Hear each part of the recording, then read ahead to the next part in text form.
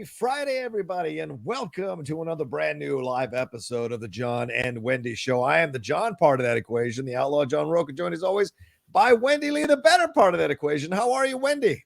Hey, I'm doing so good. Can I show the people what I showed you?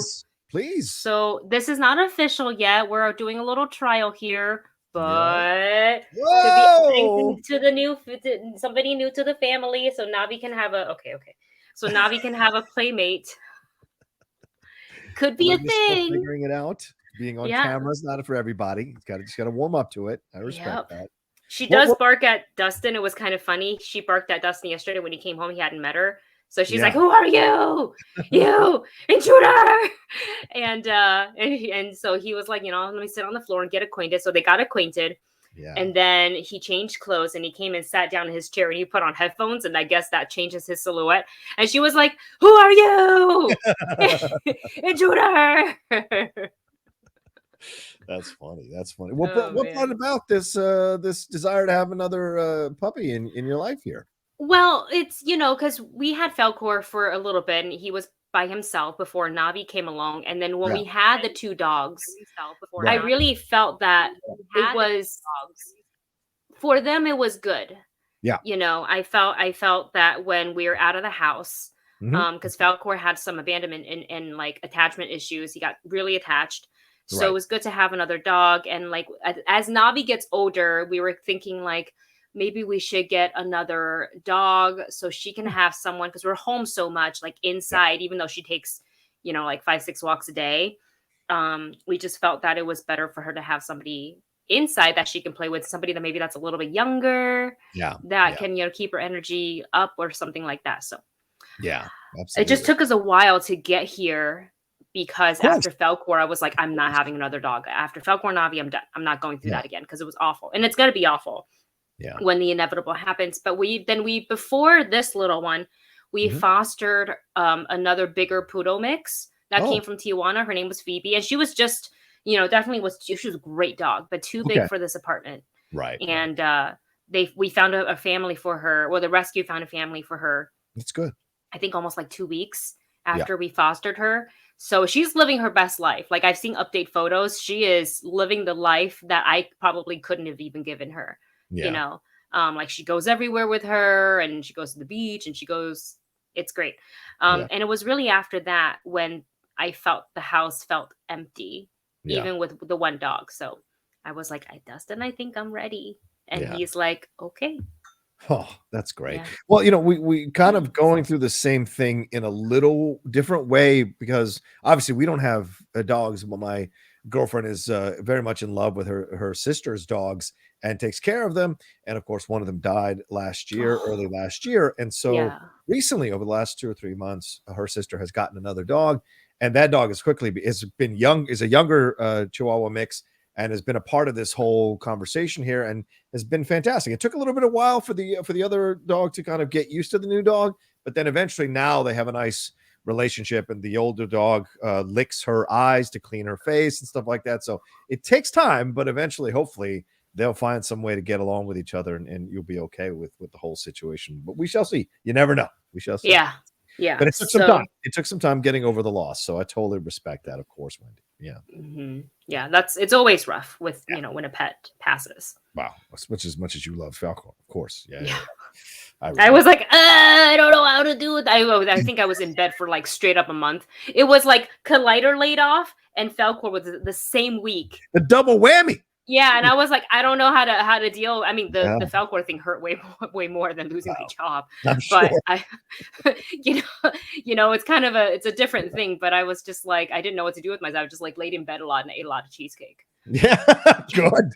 Jobs come and go. Pets or family. There's a difference. Exactly. Family. 1/4 mile at a time. Zach Mendoza, Dalton, Wiley Galaxy Geeks channel, Arturo Zamorano and Brandon Marr. Great to see you all hanging out with us right off the bat. We appreciate it madly. We're going to get into so many things here. Today we're talking about some trailers, the big trailers that have blown up over the last few days. We're going to talk about some Super Bowl spots. We're going to get into some romance stuff here with Shailene Woodley and Aaron Rodgers breaking up. We're going to find out what's going on with that. We got a little K-pop corner going on as well. And we're going to have an Uncharted review, non-spoiler review about that movie that's coming out this weekend. So a lot of things are going to be talked about here. And there'll be other subjects as well and topics that we get into, like John Williams composing Kenobi. We're going to get into a lot of that here as we go along. Please remember to send in the bits or cheers to support what we're doing, and send in the Streamlabs. That's right. Well, Wendy is pointing right above our heads there. That Streamlabs. Send in some love and support if you enjoy us coming to you every week live here on Twitch. Send us some love, questions, thoughts, and comments through there in your support. And if you're watching later on YouTube, because I always put this up later on YouTube, feel free to send in some donations there to say thank you for doing the show. So there you go. All right. And good to see Drunken Prayer in here as well. Respect, brother. All right, Wendy, where shall we start? I think, we should just kick, because it's been like almost a whole week. Yeah. So let's get into those Super Bowl spots, Super Bowl trailers. I know that you were doing double duty that day, streaming the watch along for the game, as well as doing some trailer reactions. And I was like, I think this is the first time that he's doing this, and it can't be easy. How was that experience? It was exhausting, to say the least. But the people who watched with me, and by the way, according to Twitch, 2,000 people watched my Super Bowl watch along. So it says 2K on the video. So pretty insane. I don't know what that means, but pretty cool to see that, because it was about 60 to 70 that I saw at any one time going along with me. And when I checked it a few days ago, I saw that it was 2,000 people had watched it. So I don't know if people watched it later or if people just stopped in for a little bit. I don't know, but it was pretty great. But recording the trailer reactions using the same camera, simply just switching over onto StreamYard while the Streamlabs was working on Twitch, it was an interesting experience. And I did it on the fly, and I didn't turn off my screen from the Twitch. So people were watching me do multiple takes. They were seeing behind the scenes, and then I edited as the game was going along. So certainly put my computer through a lot of hell to try to get these out, but they were worth it, because Doctor Strange over 10,000 for me, which is good for my channel, standard, average. And then the other ones did well as well. And so just, but it was a fun experience overall. It was a nice challenge for me as I learned to kind of work these programs and these apps and these platforms, get to know them even more and challenge myself to know them. So it was fun, but these were great trailers, Wendy. How did you do on these trailer reactions? Oh man, it's funny. I had not read my schedule correctly, and I forgot that on Sunday nights I have a TRPG game that we stream, and it goes live at 6. And I know there's been rumors that, I know. And I was like, man, this is maybe right around when halftime, when we come back from halftime. Yeah. You typically a football game is about 4 hours, give or take, depending on, if they go overtime or whatnot. And I was just like, my heart's thumping. And I was like, I can't get up in the middle of a live show and be like, sorry, guys, I got to break character and stop everybody's storytelling to go film a trailer reaction. I'll BRB, Peace. So I told the people that were involved, and I was like, look, I'll if another big trailer drops, and I was looking forward to a Kenobi trailer dropping. Right. And it didn't, which for me, for the situation, it was good. But a part of me was disappointed because I wanted to see it. So I don't know. Yeah. When we're going to be getting it. I said to Dustin just out of nowhere, and I was like, we'll get it on May 4th because it's, Star Wars Day. He's like, yeah, but the series airs the 25th. I'm like, oh, that's way too late. Yeah. So I guess maybe, honestly, does Kenobi really need a trailer? You're already in, aren't you, with Kenobi? Yeah. I feel like you're already in. So what more of a trailer do you need? Right. We already know that. I don't even need to see it. I just know we all have an image of Obi-Wan Kenobi, played by Ewan McGregor. Yeah. We've got the poster with him walking through the deserts of Tatooine. I think that's really all that I need. Yeah. And I want what's going to happen. Yeah. I mean, I know they'll drop a trailer. I think sometime in April is probably when we'll get it. Maybe it may be in March. But out of all the trailers that were dropped, a couple were dropped prior to the actual Super Bowl. Jurassic World Dominion and Nope, and amongst others were dropped early, which I thought was interesting. But they still had to pay for that multi-million-dollar 30-second spot. Yeah, right. It's like $5 million for the 30 seconds. So expensive. Yeah, Disney dropped 3 trailers for 3 spots from what I can recall. Doctor Strange, the 30-second one. Yeah. Moon Knight, and then the goat one, which I thought was a fun one. Right. With Aquafina, with all the goats. Yeah. But I was like, man, that's like 15 mil plus that they dropped on this. But I think they make it back with especially Doctor Strange. Let's go ahead and dive into it because dude, that trailer was bananas. It was super bananas. It was BNNS bananas. Yeah, it was so much going on in that trailer here. The Savage Lands, possibly Superior Iron Man, or maybe Spectrum.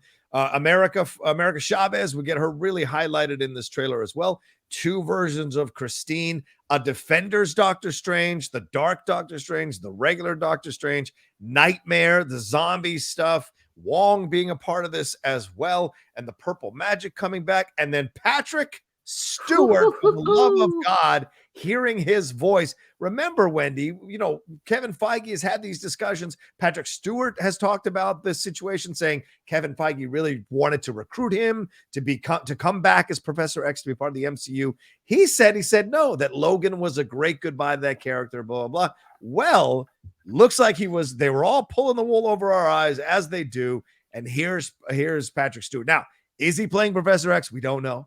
But odds are, because they now own the X-Men, he will be playing a version possibly of Professor X. Is it this universe, another universe? Is this how mutants are announced or introduced rather? Who knows? But there was so much to enjoy here about this trailer and so much to explore about the different characters that we're getting. I mean, Wendy, we're just barely recovering from Spider-Man No Way Home, and Multiverse of Madness goes, tell you what, we're going to go even more out into the universe and give you even more stuff to try to shove into your brain and keep track of. So what did you think about all of this? It was so much going on in that 2-minute full trailer. My brain couldn't catch up to my eyes at all. All my senses were completely, they all shut down. So much so that I didn't even recognize Patrick Stewart. Didn't recognize it. And I was like, who's that? you can hear me say that on our trailer reaction, and then as soon as I finished watching it, my friend Mark Passis called or texted me, and he wrote Illuminati, and I was like, what? He goes, dude, that's Patrick Stewart. I go, so Professor X? And he goes, maybe possibly. So then there's speculation, of course, going back to that room. How many chairs are in that room? Right. Could it be Blade that's in that shot? Some people are saying that. Could that be Reed Richards in that shot, sitting in the chair? The silhouette, if you think about it. And I don't know if it's like your brain wants to see what you want to see, but I kind of see it. I'm like, I think potentially that could be it. Yeah. But, there's also really great moments with Wanda. And I loved what she said about, you do this and you're a hero. Yeah. And, I do this, I'm the enemy. Right. Doesn't seem fair. And the way I love Elizabeth Olsen so much, her performance as Wanda / Scarlet Witch, just that flip that she can do, like slowly become, resentful, a little unhinged maybe from all the chaos magic. And I like that. I think it's a shot of Doctor Strange, and I think it was with America Chavez, but it's her back. Yeah. And they're kind of falling into maybe another plane or dimension, and his face, it looked like it was kind of like little like pieces, kind of puzzle pieces, and like breaking off.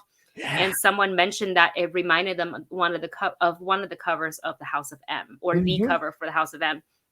So I don't know if this is indeed, if they want to introduce the mutants via this movie, this is the movie to do it in.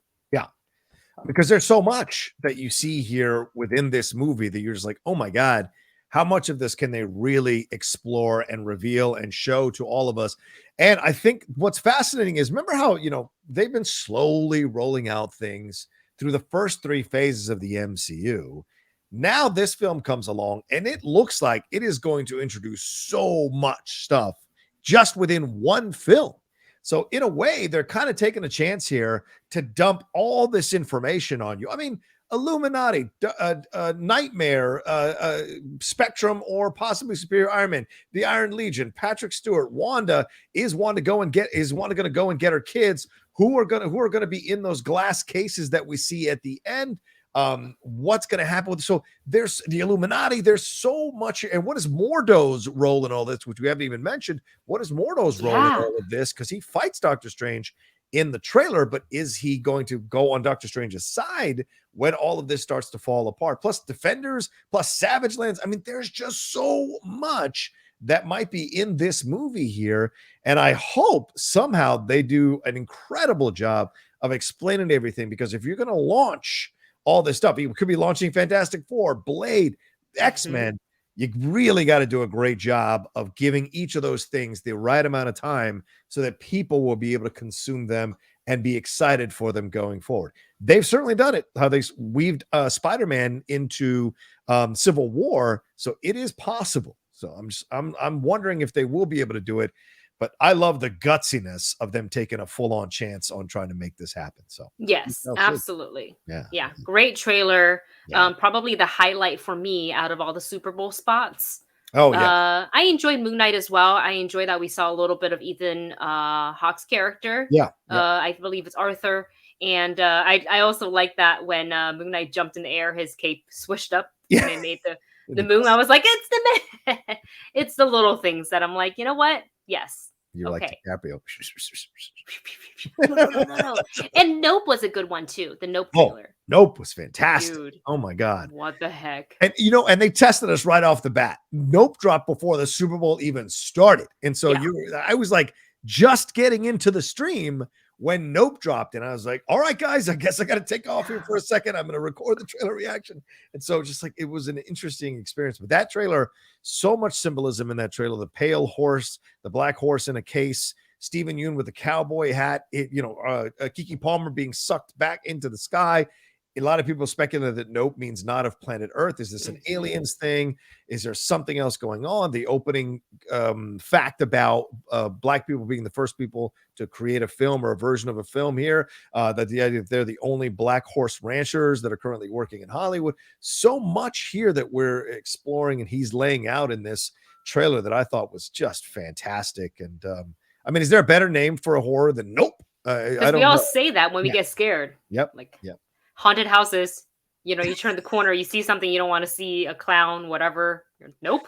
Walk the other way. And I thought it was an interesting, smart music choice. I think Stevie Wonder's say yeah. Which makes you want to do, your brain wants to say nope. Very, very, very smart. Very clever marketing. And since we're on the trailer train here, let's talk about one that wasn't dropped during the Super Bowl. Right. That was dropped yesterday, and that is Elvis. Dude, I had no idea this was even coming. Neither did I. And I'm telling you something, Wendy, last night at 5:00, because I was recording stuff all day yesterday, last night for other stuff, for podcasts and stuff. Last night at 5:00, I was like, okay, the trailer dropped a few hours ago. I should do a trailer reaction. I don't know if anyone's going to watch it, but I haven't put anything up on the channel today. So I'll do this trailer reaction.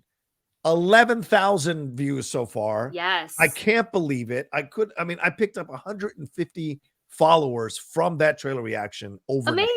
Amazing. I couldn't believe it. So you just never know what it is you're going to watch and you put up that people are going to gravitate to. I had no idea Elvis still had this pull. I was going to be happy if it got over 1,000. The fact that got this, I was just like blown away by it this morning.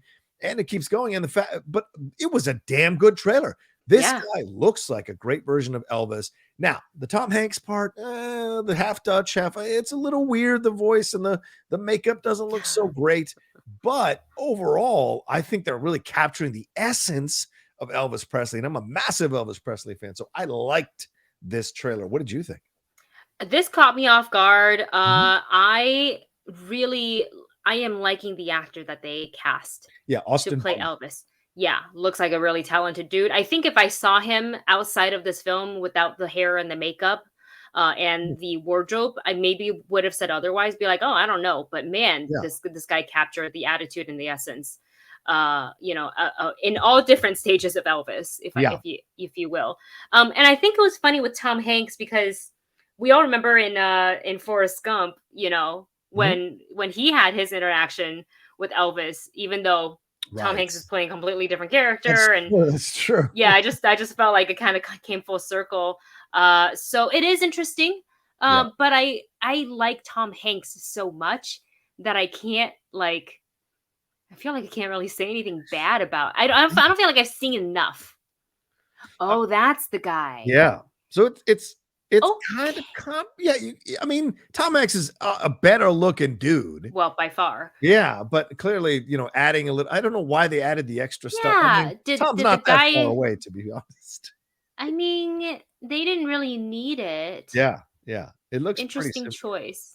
And then Yeah. here's Austin with Oh my gosh. yeah. The eyes, man. It's the eyes. Yeah, yeah, and the thing is, he may not physically look like Elvis, right? But he Mm, captures the energy and the essence in the trailer that I think that you wanna see, and that yep. was awesome. I mean, just absolutely awesome, and Yeah. I thought they really got it squared away overall in the look of him, and I mean, just because remember, we've had other Elvises, Yeah. and I love the fact that we're getting an Elvis that we're going from his beginnings as a kid, the Captain Marvel stuff, and all of that, and how that influences TCB, and then into his early years, and then into his later years when he's in Vegas playing Yeah. the older Elvis. I mean, this is going to be a hell of a challenge for Austin Butler to really convey the changes in Elvis from the young kid who's kind of unsure of himself but believes in his talent, and all the way to the Vegas guy who's near the end and is just kind of lost in the perils of a fame. And remember this,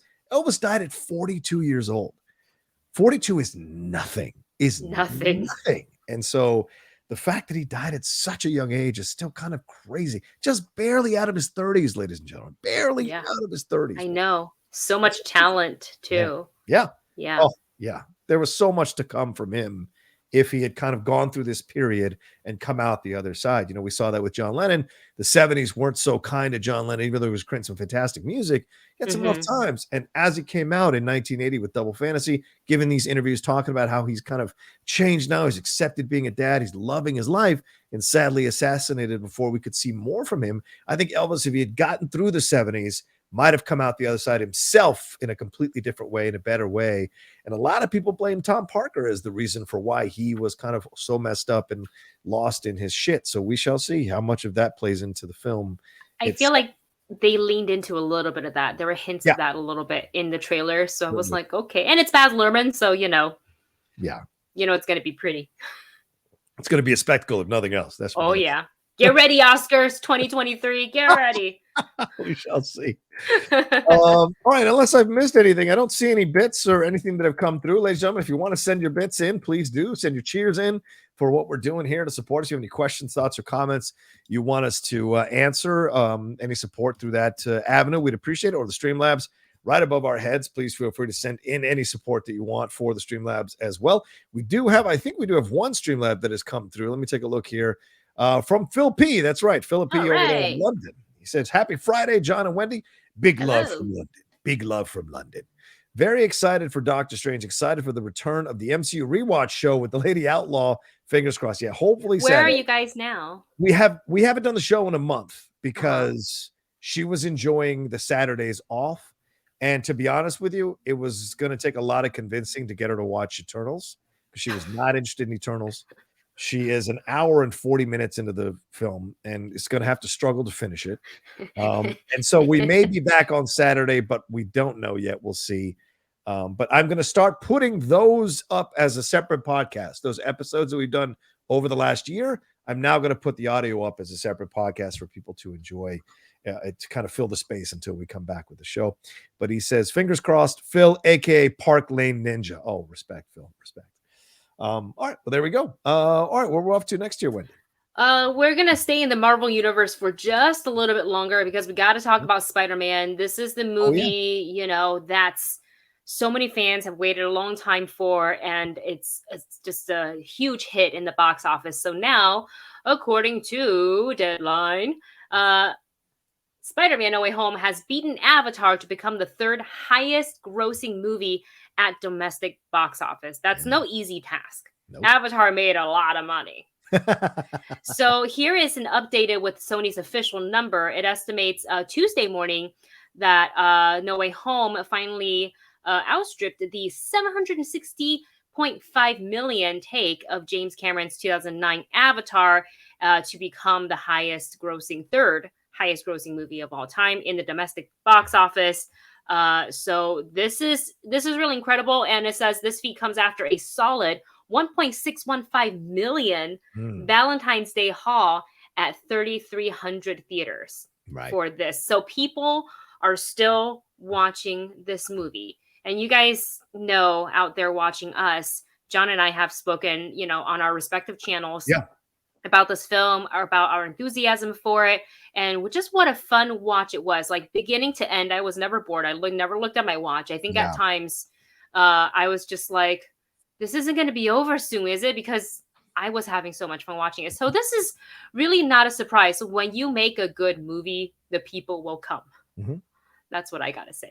Yeah, absolutely. I mean, and you look at the time frame in which they did this. They overcame Avatar in 9 weeks of release, which was there's in 60 days. It was their 9th week. It took Avatar 9 months to achieve the number they got. So it's pretty incredible. They haven't crossed. They're still Avatar's still the number one film in terms of the international box office. Number one film made, and Spider-Man right now is sitting at 6th place. So think about that, though, ladies and gentlemen. In the middle of a fucking pandemic, people went in droves to go see Spider-Man No Way Home multiple times. You don't get to $1 billion or almost $2 billion, is 1.8 right now, without people going risking COVID multiple times in many different countries. And by the way, it still hasn't been released in China. So there's a possibility that if it blows up in China, it could go to number one internationally ever. It could go to 3 billion. The first film to go over to 3 billion. That's in play here. That's how good this film is. That's how great everybody coming in to make it is. And I sure hope Toby and Andrew and Tom got a piece of the back end for God's sake. Yeah. Yeah. The big reason everybody's coming to see this film is those three united or meeting each other for the first time. So I hope they worked out some kind of deal where they get a point or two on the back end. And the other thing is Spider-Man's held the number one spot in the domestic box office for 6 out of its 9 weekends of release. That's the second most number one weekends for a movie released in the millennium after Avatar, which had 7. But Spider-Man joins a group of films that is literally less than 10 that have ranked number one for 6 weekends during their theatrical runs. Return of the Jedi, The Fugitive, Rain Man, Rocky IV, and Terms of Endearment. That's it. Wow. So, pretty incredible feat. And all of those films are essentially 1980s films, and then The Fugitive, which is a 1990s film. So pretty incredible stuff to be able to do that, as we've had more and more films coming out to compete for that number one spot. Yeah, this is incredible. I'm so happy. I really enjoyed the movie. I kind of wish, Dustin and I still talk about it till this day, that we wish that those leaks about Andrew and about Toby hadn't happened, because can you imagine what kind of a reaction we would have had in theater? Yeah. If that hadn't come out. Like if they my God. I think people would have passed out. I'm not even exaggerating. Because for some people, this is their type of movie. This is it. The superhero comic book stuff, and there's nothing wrong with it. It's your money, and you spend it where you enjoy it. So this is fantastic, and I hope this kind of sets the tone for the remaining Spider-Man films. Sony came out and said that they're going to continue making them. I'm not saying we need a super cameo heavy movie to make it successful, but it's the surprise and the storytelling of it all, and I hope that they continue to on this trajectory, and they can give us more from the Spider-Verse, because I think that's what a lot of people are very interested in. I agree. And I think, Wendy, to be honest with you, if this thing if the Doctor Strange and the Multiverse of Madness is a good movie, I think that thing is going to compete as well for whatever Spider-Man has made, and maybe another film that crosses the 3 billion mark down the road. I can only imagine how much Spider-Man No Way Home would have made if we weren't in COVID situations. Think about that. And so the fact that so many people are willing to go and see this thing, it tells me that this would have made 3 billion easy. If we were a non-COVID situation. Yeah. For sure. Yeah. For sure. I think it's going to continue making money too. I really think so. I'm definitely going back one more time. Yeah, I want to see it. And it's one of those like watch it in theaters movies. 100%. Yeah. Oh, you have to. Yeah, 1,000%. Yeah. Like it just wouldn't look as cool. I mean, it'd still be a fun watch, but it wouldn't be as cool if you just watch it at home on your like, I don't know, unless you had like a 60, 70, 100 or like a projector on the wall.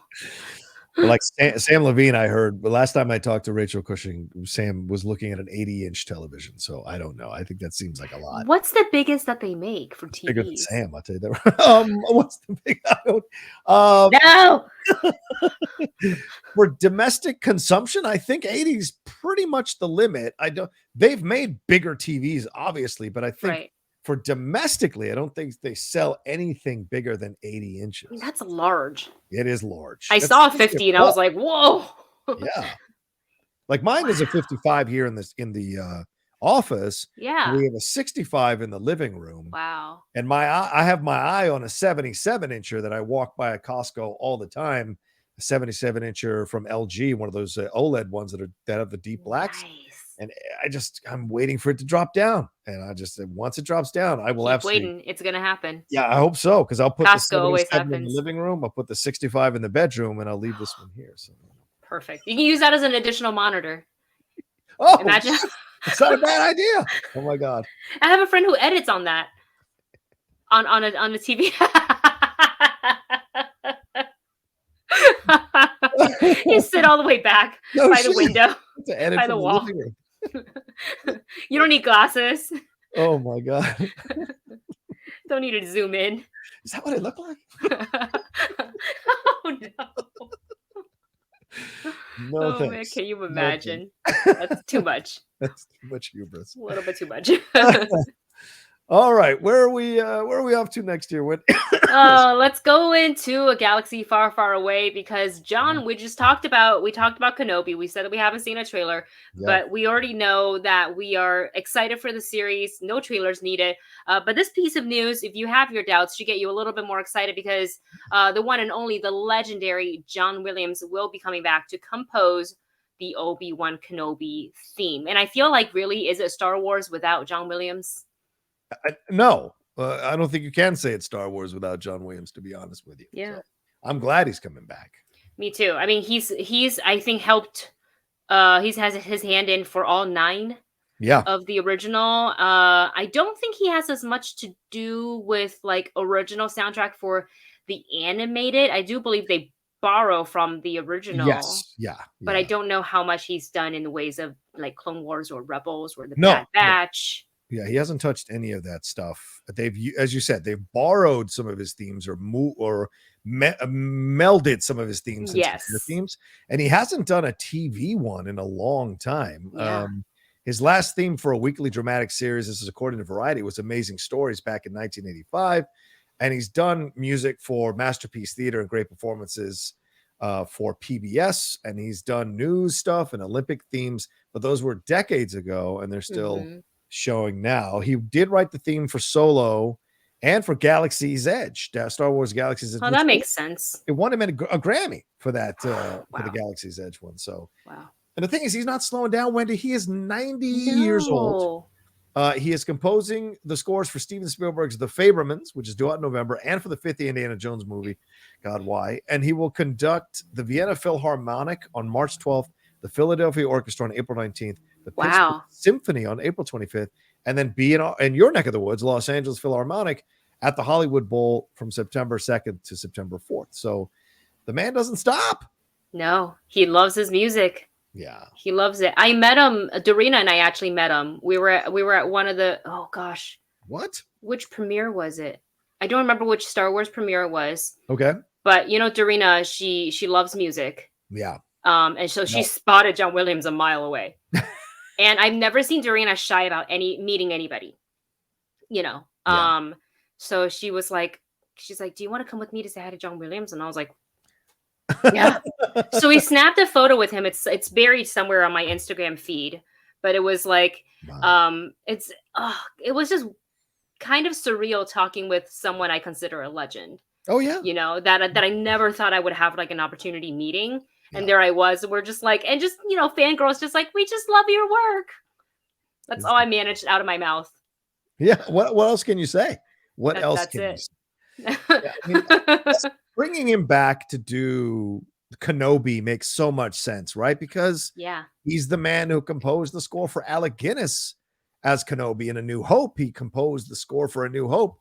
And so to have him coming back for Ewan McGregor's version of Alec Guinness or Obi-Wan Kenobi back on Tatooine, back feeling those vibes again, it's going to have some magic, some real magic. And remember, the stuff he composed for Rey's theme is just about the most incredible stuff you can listen to. Oh, so I really love her theme. Yeah, so to have him come back to do Kenobi's theme, a new version or a different version of Kenobi's theme, it's going to be so much fun. It's going to be so much fun. Yeah. Got a couple of bits here donated by Mumra, who writes, what is your favorite score he's done? Mine is Superman. Let me just pull up his long list. We got to have I'm going to quick Google. Yeah.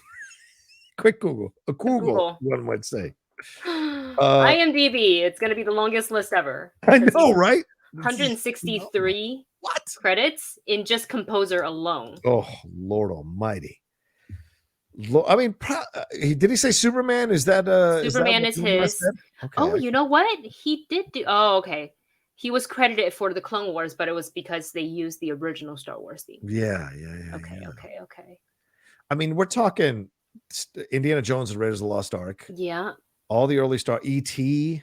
Mm-hmm. Jurassic World, Jurassic Park.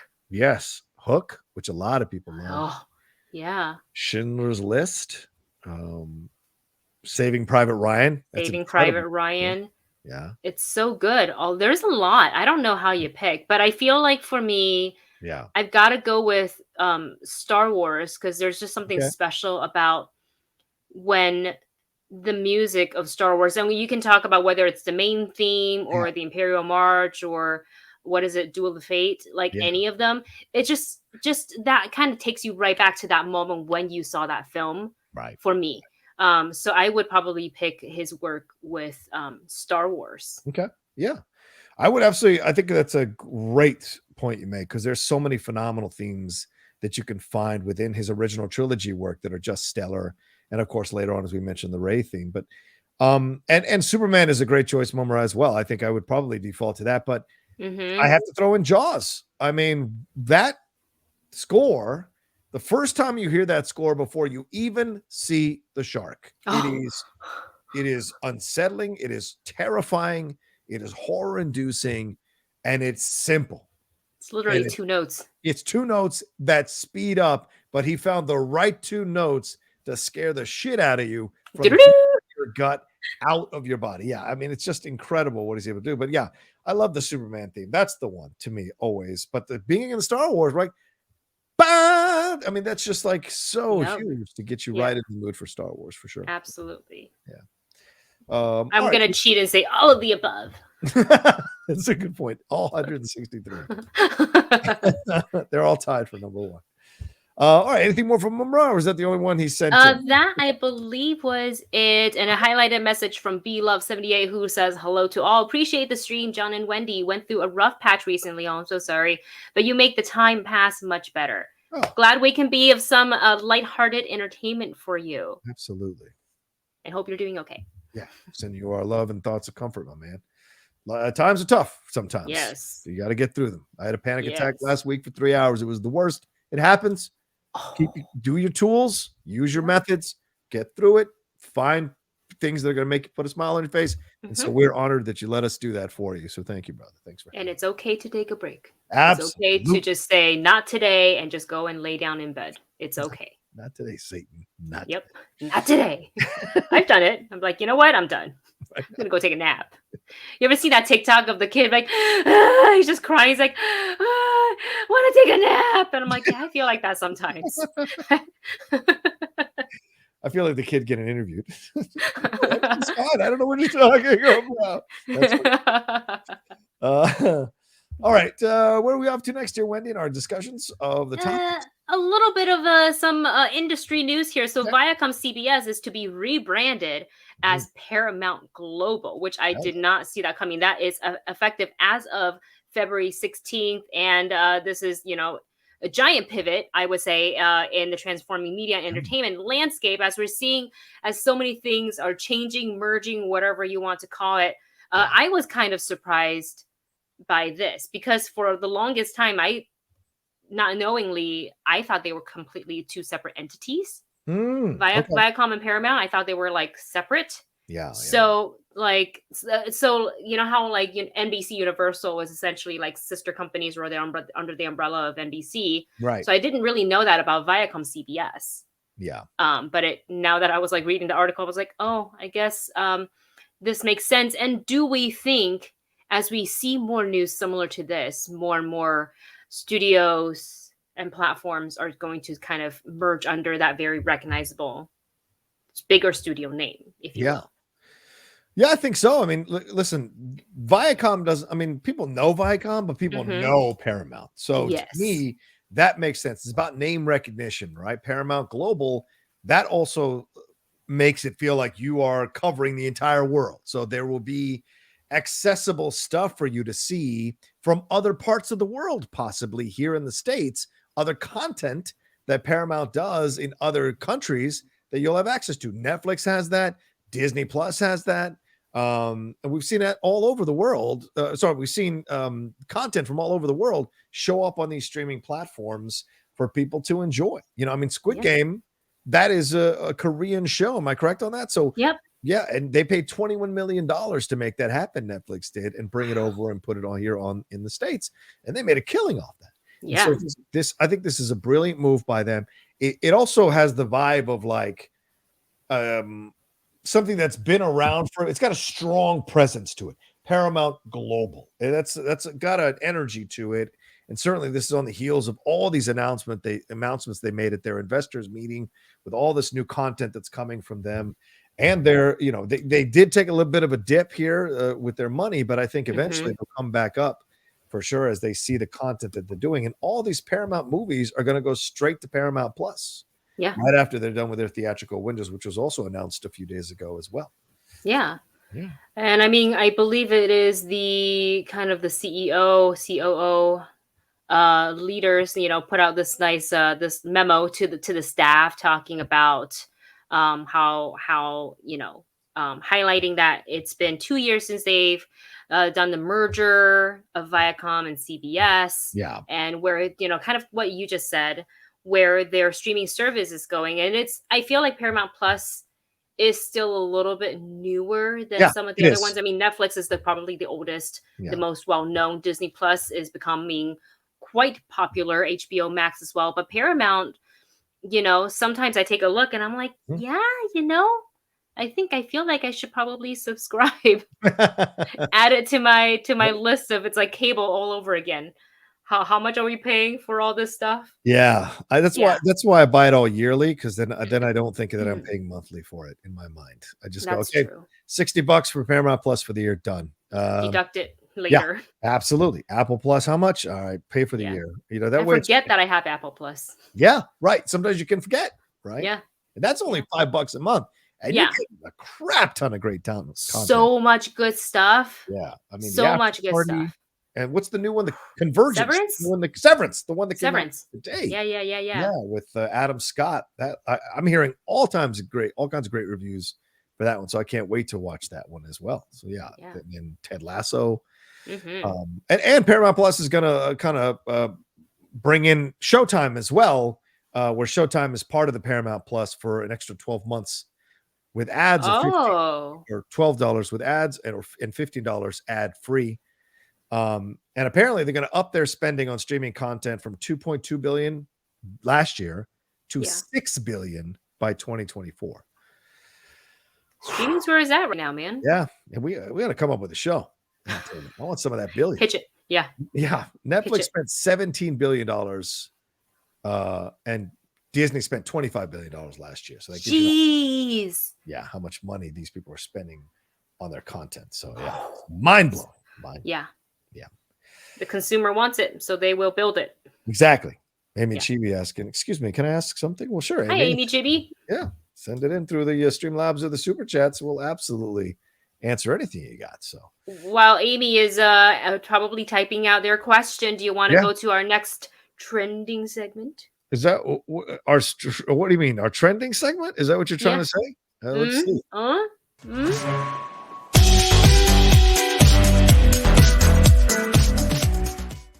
Trending. Love that. I love that so much. Okay, let's get to Amy's question real quick before we All move on. right, let's do it. Usually you have to send us Doom Lab Super, but Amy seems like a new player in this game, so let's let her have a question here. I hear many people say regarding the Multiverse of Madness trailer that the glowing figure is either Superior Iron Man or a version of Captain Marvel. I think it might actually be Blue Marvel. He has super strong powers and is super smart to the point he could replace Black Panther as a seat among the Illuminati. What do you think, Wendy? Interesting point. I really hadn't thought of that because when I saw the image, I think Dustin said, "Is that Captain Marvel?" So then my mind started spinning on like, if it's not her, then maybe it's Spectrum. Then, but then I have been seeing Superior Iron Man, but Blue Marvel was not a name that came across my brain at all. And that is interesting to think because I believe Black Panther technically is a part of the Illuminati. Yes. I don't know if there's different iterations or like chapters, like the original members and the newer members. I'm not sure about that, but that would be really interesting. And I think because it could happen. Because I think Namor is a part of them as well. Yes. So Namor is possible. And to give you some background on Blue Marvel's actual name is Adam Brashear, who was born and raised in Chicago, Illinois. In fact, let me bring up a picture of him here. And let me take down her comment. Sorry about that. Amy, let's take, that's Blue Marvel there, punching Gray Hulk. Well. He's a tough guy. From an early age, Adam was a child prodigy. He was a fullback at Cornell University, graduated magna cum laude with PhDs in electric engineering and theoretical physics. He was a veteran of the Korean War with the U.S. Marine Corps, then was part of Project Perseus. And this is where he got led into the negative zone and positive manner and all this kind of stuff. So he's been a part of the Mighty Avengers. He's been a part of the Fear Itself line, the Mighty Avengers, the Ultimates. So, and messed around with Dr. Doom as well. He's got antimatter energy absorption for the physiology, superhuman strength, high invulnerability, antimatter manipulation, flight, and enhanced mental perception, hypercosmic awareness, as well as super genius intelligence. And his only weakness is something called neutronium, and essentially his kryptonite. So fascinating stuff. And he's, Kevin Graveau based Blue Marvel on the concept of what if Superman were black in the early 1960s and how would the world react to him? So pretty cool. And he's supposed to be 87 years old, even though he doesn't look 87 years old because of the situation here. So, and appeared in 2008 in Adam, the Legend of the Blue Marvel #1. So a recent character. So it could be fun to have a black Marvel character or a black kind of Captain Marvel character be a part of this Doctor Strange situation and part of the MCU, a new black hero in the MCU. I'm all about it. I'm all about it. So yeah. And I think with the, since we're diving right into the multiverse with this movie, anything really is possible. Like Marvel for the MCU, they can really set it all up. Yeah. And then just let us re-explore that later on in the other films. Like they're probably with this film setting up like phase 5, say phase 6, and we don't even know it. Yeah. Probably. I would imagine so. Yeah. Yeah. Wouldn't be surprised at all. They always drop little tidbits and then like 10 movies later pay it off. So and you're like, what is the roadmap? Like what is the room look like? Oh yeah. How many doors is it behind? Yeah. That's a great point. Super secret. I imagine they all meet a la like Kingsman. Oh yeah. Like the leaders, they'll hologram in. Secret trap doors. I could see it. I could absolutely see it. They unlock the janitor's closet, pull down a mob. The tunnel opens. Look. Oh, finally in here. Great. Let's do this. Nice. Funny stuff. All right, but thanks so much, Amy. That's a great question. Yeah. And looking forward to seeing what who it's going to be, because a lot of people, as you said, are speculating that it's Superior Iron Man. I know I've seen Tom Cruise artwork that speculates that it could be Superior Iron Man. We've seen the possibility that it's Spectrum coming back, because of course if we see Wanda at in WandaVision, we see her back at Westview. Yeah. And certainly, why wouldn't Spectrum be right behind in this situation? And they've met already, so yeah, exactly. There's history there. Yeah. And there's Kevin Feige pitching phase 5 and 6. through. There it is. Here's what we're gonna do. I got it. I figured it out. Amazing. All right, let's keep it. We're at 15 minutes. We gotta get going. You gotta get going. A very quick touch on K-pop corner. All the army who didn't get to go to BTS's concert, world tour. You may get a second chance because they are going to be hitting the big screens. So this is going to hit theaters worldwide March 12th. And they're releasing the live concert broadcast of BTS Permission to Dance on Stage. So live viewing. So for someone who was not able to score a single ticket this is, I will hopefully have an easier time getting a movie ticket because I will go and see this. I want to see them on the big stage. I couldn't do that, so I will settle for surround sound in a movie theater. Yeah. Do it that way. We get a screening for this? We get a screening for this one? I mean, this looks fantastic. I don't know who's running the screening, but I will happily, if I get any sort of press email, I haven't yet, but if I do, I'm gonna write them back. They're like, so I can review this, right? It's gonna be a positive review. Don't worry, it's BTS, and I love it. No matter what happens, it's a positive review. And I think it was smart for the group to do it to show off their concert this way too, because there's always obviously limited number of seats, limited number of tickets for people to be able to go. But when you put it in theater, people can have repeat viewings of this show. Of course. I got friends going through withdrawals. Laura Sirikul went to all 4 days of the concert, and afterwards she's like, I don't know what to do with my life. I'm like, are you okay? Yeah, she's gonna go see all of this. You gotta check in on her. She's gonna see it. I gotta check in on her. Isn't there a BTS Wordle that she's playing that she posts about all the time on her? Probably. Yeah. I would not be surprised. I would not be. So her Instagram is not good for my spending habits because she's always been like posting BTS, items, things that they sell on Weavers, and I'm like, man, maybe I can. No, it's too expensive. Also impossible to get, but she's managed to snag a few. So, anyways, if you miss out on the concert, check your local theaters for this coming concert. Let me take a look at the date here. So tickets go on sale. For North and South America, Europe, and Oceania on February 22nd, and in Asia to February 24th. So next, honestly, 3 days away, 4 days away, something like that. 4 days away. So get your wallet and web browser ready because I think this will sell out quick.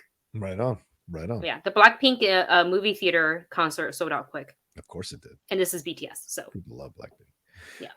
Okay. And that's it. That's it for K-pop corner. That's it. Okay. Yeah. Nothing else big. All right. Well, I guess we can touch on it really quickly. For anyone who is a fan of Red Velvet, they are going to be making their comeback in March. They've been on a bit of a break, but SM Entertainment, which is their agency, have confirmed that they are planning to make a comeback next month. They're preparing a new album with the goal of releasing it in March, and they're just, letting the fans know to gauge interest. And I believe the fans are ready. Yeah, no surprise there. Red Velvet's great. Good. Red Velvet. And there's some songs that are available there. Go listen to them. I listened to some of the songs on the list that Wendy sent me. Damn good stuff. Heck yeah. Oh my God, don't turn me into oh my God. God forgive Do it. Me. Do God it. Forgive me. You're almost there. Just walk through the door. I feel like that's the thing. I feel like I've been waiting in line and now I'm about to go into the door. You're like the little walking man in Comic-Con. When you're waiting for the ticket to open. All right, let's jump into some news here from the other side of things here, Wendy. What do you got? Little breakup news, little sad breakup news? It's funny because you brought this to my attention. I was like, I didn't even realize that they were dating, but Aaron Rodgers and Shailene Woodley have in fact were dating. Yeah. Was engaged, but unfortunately have split. However, it is an amicable split, and currently the couple, or the ex-couple, the former couple, say that they are on good terms, which is what we love. It's always a little sad to see people break up, celebrities. We kind of are some are more invested in their relationship than other people. Sure. Do your thing, it's fine, but it's always nice to see that it's not a messy breakup. That they're they're saying it's amicable. They're just agreed to part ways and called off the engagement, and they're going to move forward with their life, and hopefully neither one of them, get continued asked about like, hey, so what happened? It's like, well, what happened didn't work out. That always happens when like one's an athlete, the other is in Hollywood, and I would hate for her to do a junket for one of her projects and they're asking about what happened with her relationship. It's kind of like, are we here to talk about my life, or are we here to talk about my work? Yeah. Well, I mean, you kind of saw this in the cards, to be honest with you, because as soon as, first of all, they got together really fast. They moved in together really fast. They said they were going to get engaged, or they got engaged really fast. Yeah. And this caused like some serious social media backlash. Danica Patrick, who had been dating Aaron Rodgers before this relationship, she apparently had been, wanting to settle down with him, and he could not commit to her. And then the next girl he dates, he's 100% all on board and getting engaged. So she put out a number of Instagrams and stories where she was talking about the sadness she felt about that situation. Olivia Munn was kind of roped into this as well.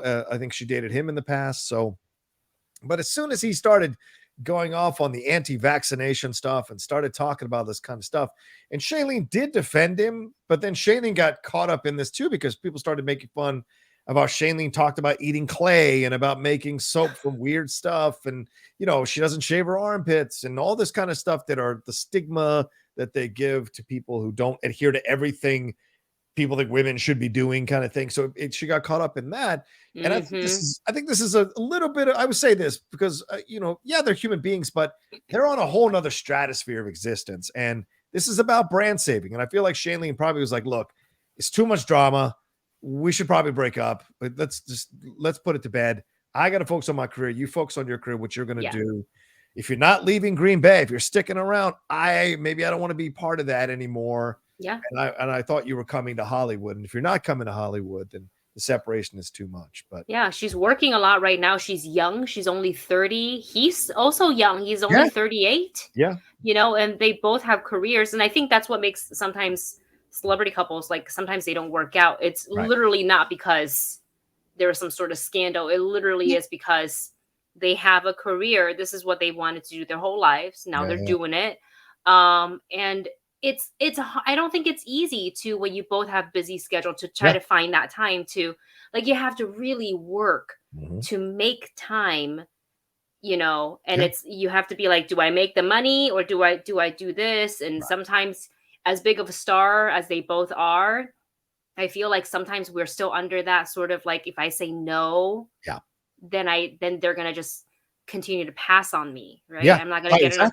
It's always that little bit of fear. I'm not saying that's the case for her. Like, I'm just saying that could be one of the scenarios. But I think as long as they realize that maybe they moved in and it was a little bit, maybe they don't know each other as well as they thought they did. An engagement's a big deal. Marriage is a big deal. Yeah. And that happens. You can feel, certainly I've been in situations where I've moved too fast in relationships, and then it all fizzles out because you just did everything so quickly instead of taking your time, and you think you're doing the right thing because, hey, how can this feeling of wanting to be around you all the time be a bad thing? And then eventually you realize, oh yeah, because we've done everything and maybe there's not as much in common. Once we've gone through everything we can do in common, now you start to look at all of these divisions you have with about certain subjects in life. And then you realize, oh yeah, clearly this isn't going to work. We have some things in common, but not as many things as I thought. And that happens. So yeah, it happens. Yeah. And hey, before we move on, we got some cheers from Mumra. Thank you so much. Who writes, do you think they could use T'Challa Black Panther in Illuminati if he keeps the mask on during the short council scene in a respectful way? I'm gonna say no. Yeah, I'm gonna say no. I don't think they want to take. I think it's too soon to try to find a voice match for him. Yeah, and to have that. It's I think the wound is still fresh. Mm-hmm. I would love to see it, but sometimes I think about it and I still get really, really sad about Chadwick. Yeah. There's so much talent, so much potential, such a good man. Yeah, and the gentleman who was his manager, sadly took his own life a couple of weeks ago. Jonathan, I can't remember his last name. I apologize, but a number of my friends know him. And, Jeff Snyder posted a tribute to him. And a couple of friends of mine, I texted with a couple of friends of mine about him. And apparently he was pretty broken up about Chadwick Boseman's passing. And so clearly this was a moment that resonated with a lot of people. A lot of people love Chadwick. People knew him, and people who only knew him as an actor or through films or whatever. His death is a resonant point for a lot of people. So I think, as Wendy says, it's still too soon, even though it's been well over a year. I think it's been over a year. It's still too soon. And so to have that, I don't think we'd see that Mumra. I don't think they'd risk that. And especially with all the drama that's been involved with the sequel with Black Panther, I think the last thing they want to do is kind of open that door in Doctor Strange before we get the Black Panther sequel. Yeah. So um, that is our answer. And thank you so much to Zach Mendoza for subscribing, using your Prime to subscribe for the second month in a row. Thank you so much. Who writes more K-pop news? So Girl Group Twice started their world tour, and I went day one, and they were amazing. I can also tell you that Laura Sirico went to the concert. Yeah. I'm not surprised that she went to the concert. I'm happy to see that the K-pop groups are feeling safe. And they're ready to go back and perform in front of a live audience again, because while performing and doing, shoots for performance videos and whatnot for the fans, it's really, really great. But I think they really miss that interaction and that energy from their fans. So I'm always happy to hear that they're able to come back. I'm ready for Blackpink for their comeback. Try to get a ticket for the concert. I wasn't successful last time because they were expensive AF. Look at that face. Look at that face, ladies and gentlemen. That's the face. I was texting Emma all day. We were going to try to go. I bet you were, Panama Red. I bet you were.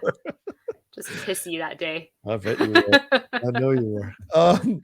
All right. Well, let's do a quick little non-spoiler review of Uncharted. And then we'll drop our recommendations quickly as we end the show. Thoughts, Wendy? How did you feel about this? You got to see it earlier this week, I imagine, as I did. So what's your reaction to it in a non-spoiler way?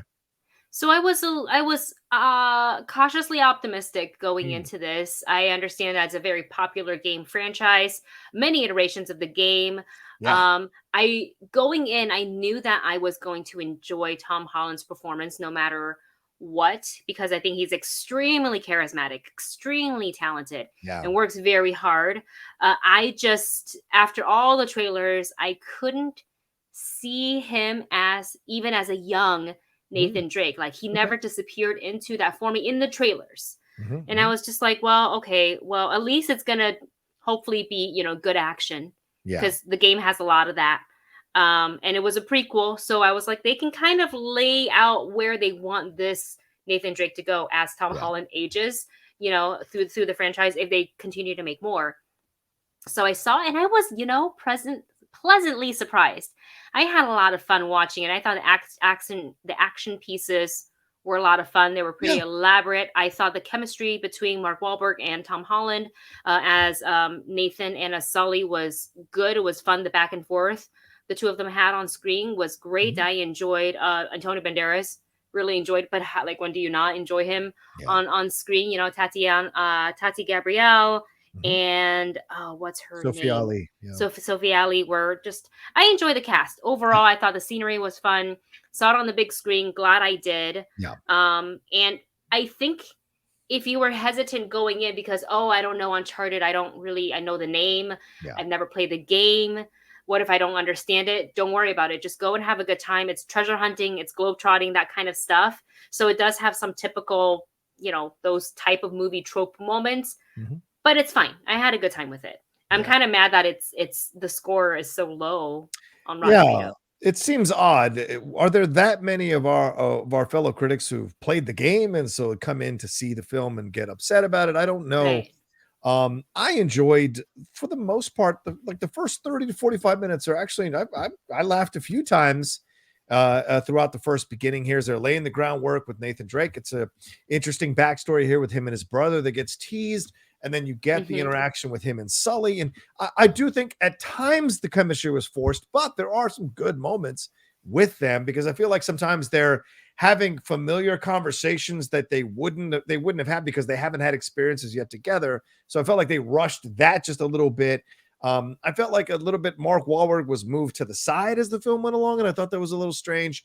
But I did enjoy, as Wendy said, I did enjoy the acting. I enjoyed the action sequence on the cargo is fucking incredible, on the plane and that, and the action sequences with the ships at the end, that which is the final kind of action sequence, which is teased in the trailer, that is thrilling as hell. And so I think those were worth the price of admission alone. And Tom Holland delivers a fantastic performance here as Nathan Drake. I think is one of his best. I mean, you could easily come in and half-ass this thing, and I think he actually came in and gave a lot of effort to try to create this character and pay homage to this character. But in the end, I think it's just undercut by some of the script. Some of the characters aren't fully developed. Tata Gabrielle is a hell of an actress, but they don't give you much other than she had a past relationship with somebody. And Sophia Ali, there's only one scene talk about her dad, but I would have liked to have seen a little bit more time with them. Yes. And the treasure hunting stuff kind of doesn't have that same magic that you'd like to see. It dragged on a little bit. Right? Yeah. The treasure hunting part. There was a lot of it where I was like, we can expedite this. Yeah. I felt the same way. Yeah. So that's where it kind of a little bit, I was like, I'm gonna go to the bathroom real quick. At this part, you try to pick the right moment, and I came back, I'm like, what I missed? They're like, not much. I'm like, okay, cool. But no, I agree with you. Some of their characters I wish I would have seen more fleshed out, because obviously they've had a history, namely with Sully, right? And they could have really explored that. And you're absolutely right about him just kind of all of a sudden disappearing for a little bit. So weird. Chloe and Nathan can have, like, I guess, their scenes, but I was like, but why isn't he more part of this? Because I like the dynamic of the three of them. Yeah, the three of them worked well. I thought that dynamic was good, actually. Yes, agreed. Yeah. They had a good answering back and forth, Mr. Yasman 300 says Christian Harloff played most of the games he mentioned as non-Uncharted film adaptation. It's fine, but as Uncharted film adaptation, it's not good. That's interesting. I've heard otherwise. My friend who came with me to see the movie played a lot of the games as well, and he said he enjoys seeing some of those nods to the other iterations of the game. So I think it's just kind of where you stand. But overall, I don't think it's a trash movie. I don't think, what is it at, like, Rotten Tomatoes? I think when I checked, it was like 30 now? 38. I really don't think it's a 38 movie. No, I don't think so. I really don't. It's actually much more fun. Audience score 92. Yeah, see, so obviously the people are enjoying it. So I enjoy it. And so I don't know what some of the people are expecting when they walk into it. Yeah, I mean, like I say, are there things to ding about it? Absolutely, but yes, I've seen way worse action films get higher ratings from the critics. I've seen worse video game movies. There's so many other ones like that where I was like, what the heck am I watching? Yeah, absolutely. Yeah. So, but anyway, we say go see it for yourself, see what you think. Don't put all this expectation on it. Just go and enjoy it and see if you like it. All right, one last thing, Wendy. What do you recommend right now that's out? Oh, I'm watching a lot of foreign content, I guess. Okay. There's a show on Netflix. It's called Love is Blind. It started as a U.S. show. Oh my gosh, Lady Outlaw making you watch it? It. We're not there yet, but people are talking. I see it going on social media. Eventually it'll cross over into her purview, and then maybe we'll watch it then. But yeah. So you got to watch season 1 because it's dramatic AF. It starts off so pure. And I'm like, this is a non-problematic show. I love it. Right. And then it moves on. And I was like, this red flag. And then it just blows up and it continues to blow up. So there's like a reunion show and everything. So watch the first season. There's season 2 is out now. But I'm also watching Love is Blind Japan. Oh. Yeah. Okay. I mean, I'm 3 episodes in. I'm hooked. I am liking it.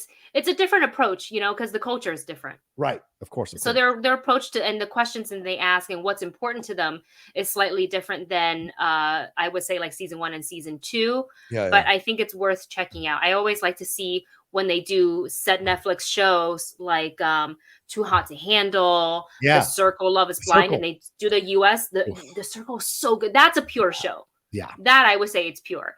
Yeah. But I've watched other iterations of it. I watched the one from France, and then Mhm. there's another one that I watched. I've enjoyed all of them. So if you like those shows, go ahead and watch some of their like sister shows. Yeah, they did that with The Criminal, which is a great show on Netflix. They've done a UK version, a France version, a German version, and a Spain version, which I think is really incredible. And they're just interrogation scenes every episode. It's phenomenal stuff. So you see the different versions is great. My recommendation is Single Drunk Female on Freeform and on Hulu. It's so good. It's about 6 episodes. It's about 5-6 episodes have been released. This one came out of nowhere. Sophia D'Elia, I think is her name. Yeah. She is the lead in this one. And it's about a young girl in her 20s who is an alcoholic. And she is recovering. She's like trying to sober up. Her mom is Ali Sheedy. It's a comedy, but it's got like real moments, real heart to it, you know. And she's got a best friend, and she's like navigating that relationship now that she's sober. She's met a guy at AA, and it's like, well, how can I figure this out? Because you're not supposed to date anybody for the first year as you focus on your sobriety. She's taken a job working at a grocery store, and her former boyfriend, who broke up with her because of her alcoholism, got together with her other best friend because they both had trouble dealing with her alcoholism, and that's how they got together. So very interesting drama for her to go through every episode. It is so funny. It is so well acted. The storylines feel real and connectable. And guess what? It's only 20 minutes an episode. It is a breeze to watch. Easy watch. Yeah, easy watch. So it's on Hulu now, or if you have Freeform, you can watch it on Freeform as well when they drop. But we've been loving it. So I highly recommend it to anybody who wants to enjoy a nice comedy that is breezy, quick, but it still has something to say. And it feels real about someone's process coming out of alcoholism and trying to stay sober. So just my recommendation. Love that. I'm going to put that on my watch list. Please do.